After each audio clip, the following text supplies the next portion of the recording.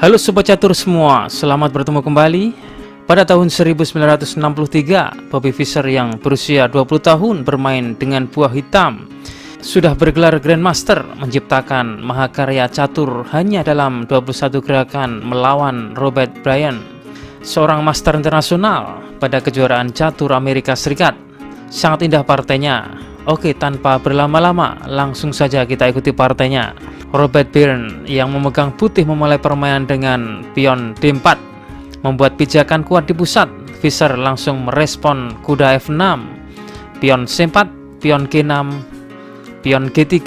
Kedua pemain mempersiapkan petak untuk fianchetto gajah. Lalu di sini Fischer tidak segera mengayunkan gajahnya untuk menempati petak fianchetto, tapi terlebih dahulu memainkan langkah pion C6. Bagaimana jika hitam memainkan gajah G7?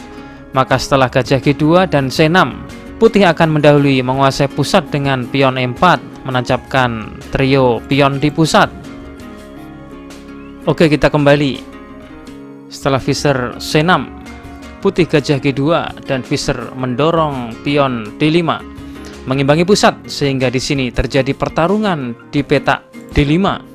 Pion makan pion, pion makan. Kemudian Bryan kuda C3 dan Fischer fianchetto gajah ke petak G7. E3, rokade dan kuda ke E2 diikuti kuda ke C6 oleh Fischer. Rokade. Sekarang mari kita lihat, ada kedua gajah yang belum dikembangkan oleh kedua pemain. Hitam melanjutkan B6 dan B3. Kedua pemain nampaknya ingin mengembangkan gajahnya ke tepi. Oke, gajah ke A6 dan gajah ke A3. Ini adalah posisi yang sangat menarik. Secara sepintas, posisi mendekati simetris. Hanya beberapa biji yang tidak simetris, seperti pion dan kuda di sini. Lainnya simetris. Dengan melihat perbedaan ini, Fischer berupaya untuk memetakan dan merumuskan rencana. Oke, di sini Fischer melanjutkan benteng E8. Oke, benteng keluar dari diagonal sniper gajah ini. Ini artinya Fischer bersiap menggerakkan pion E ini maju. Pion dapat maju dan menciptakan ketegangan di pusat di petak D4. Jadi inilah planning yang ada dalam pikiran hitam. Dan kita melihat kuda F6 ini memiliki peran yang lebih signifikan daripada kuda putih di E2. Oke, Bryan melanjutkan menteri D2 dan Fischer mendorong pion E5, menawarkan pertukaran pion. Setelah pion makan pion dan kuda mengambil, hitam memiliki pion D5 yang terisolasi. Apakah ini sebuah keuntungan bagi hitam ataukah sebuah kelemahan? Oke, untuk saat ini hitam lebih banyak memiliki banyak ruang, dan dengan gerakan terakhir kuda mengambil pion pusat makin memberikan ruang yang lebih luas dalam penguasaan pusat. Oke, Bryan memainkan benteng F ke D1. Tentu saja ini menghindari dari diagonal sniper gajah hitam, memperkuat tekanan ke pusat, menyerang 4 kali pion ini. Tampaknya sekarang putih sedang mengeksploitasi kelemahan pion hitam yang terlepas dari rantainya ini. Tapi kelak langkah benteng F ke D ini merupakan suatu kelemahan bila dibandingkan dengan benteng A ke D. Tapi nanti akan kita jelaskan apa kelemahannya. Oke, kita lanjutkan, dan sekarang Fischer kuda melompat ke D3. Kuda ini dilindungi oleh snipernya. Kuda ini menutup pandangan menteri lawan. Kuda ini sekarang berperan mirip sebagai gurita, menendang ke segala arah, benar-benar mencolok kuda ini. Kuda ini sebagai point of view, pusat dari semua pandangan. Dan sekarang putih memainkan menteri C2, membuka benteng, bersiap menukar benteng untuk ditukar dengan kuda dan gajah. Di posisi ini, poin kritis dari partai ini, apakah kuda ini mundur atau bagaimana? Tampaknya sudah kepalang tanggung, kuda yang sudah maju pantang untuk mundur. Ya, begitu mungkin pikiran dari Bobby Fischer. Tanpa diduga, Fischer melakukan langkah kuda pukul pion F2. Sampai di sini baru kita menyadari bahwa putih memiliki langkah kesalahan tadi. Apakah langkah kesalahan dari putih tadi? Ya, putih melangkahkan benteng F ke D. Seharusnya benteng A ke D. Andai kata yang bergerak adalah benteng A, maka benteng F dapat melindungi pion ini. Dan pastilah hitam tidak bisa melakukan pengorbanan kuda ini. Sehingga mau tak mau, untuk menghindari kerusakan yang lebih parah, kuda dimakan dengan raja. Dan sekarang kuda G4 skak menerkam raja dan pion. Raja mundur dan kuda makan pion.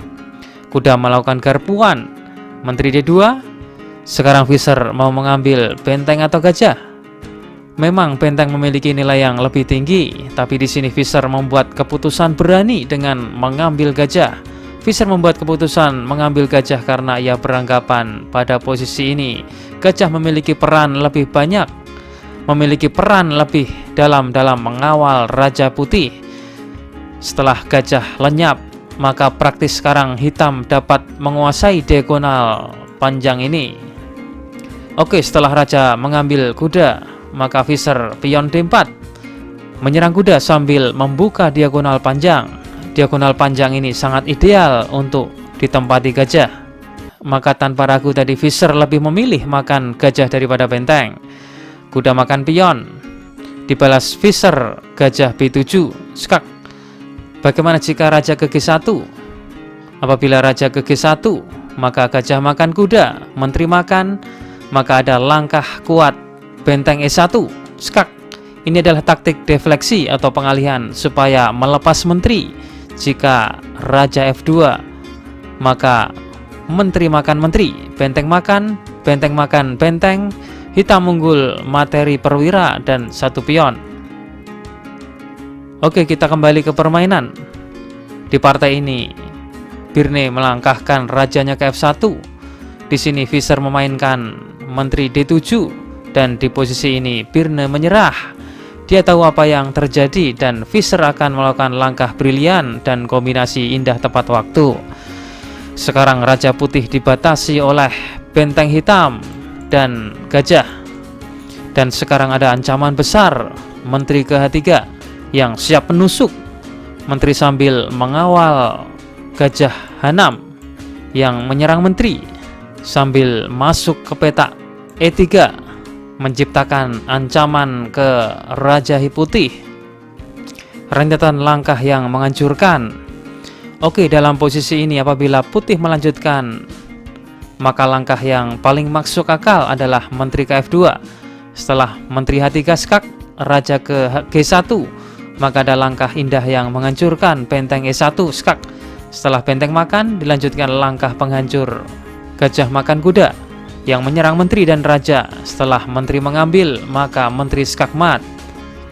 Oke, yang menarik di sini adalah separuh game menghasilkan posisi yang hampir simetris dan separuh lagi Visser mampu mengakhiri permainan. Visser mampu mengubah keadaan dengan sangat cepat. Jawaban asal otak video kemarin, jawabannya menteri ke H6 skak. Setelah pion makan, benteng makan pion, skak mat. Oke, kita masuk ke segmen asa otak. Temukan langkah terbaik Putih untuk memenangkan permainan. Jawaban asa otak kali ini akan kita tampilkan di video selanjutnya. Selamat menganalisa.